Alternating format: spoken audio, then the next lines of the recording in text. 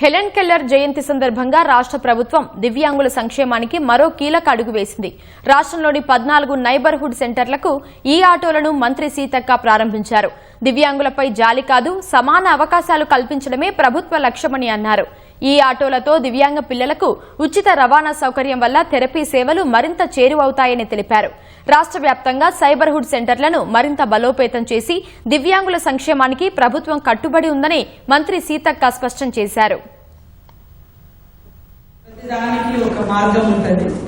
లోపం ఎట్లయితే ఉంటుందో ఆ లోపాన్ని పూడ్చుకునే మార్గం కూడా ఉంటుంది. పుట్టుకతో లోపంగా పుట్టినప్పటికీ మనం ఇచ్చేటువంటి సపోర్ట్, తల్లిదండ్రులు ఇచ్చేటువంటి సపోర్టు లేదా టెక్నికల్ గా మనం ఇచ్చేటువంటి తర్ఫీదు, ఇవన్నీ కూడా వాళ్ళను సంపూర్ణమైనటువంటి వ్యక్తులుగా తీర్చిదిద్దడానికి చాలా అవకాశాలు ఉంటాయి అనడానికి ఇప్పుడు నైబర్హుడ్ సెంటర్లలో ఎవరైతే చేరి మంచిగా ఆటలలో కానీ పాటలలో మాటలలో మరి వాళ్ళ ఫిజికల్ యాక్టివిటీస్, ఫిజికల్ ఇబ్బంది ఉన్నటువంటి బాడీలో ఉండేటువంటి చిన్న చిన్న లోపాలను కూడా వాళ్ళు సరి చేసుకొని ముందుకు రావడం అనేది మన ముందు కనబడుతుంది.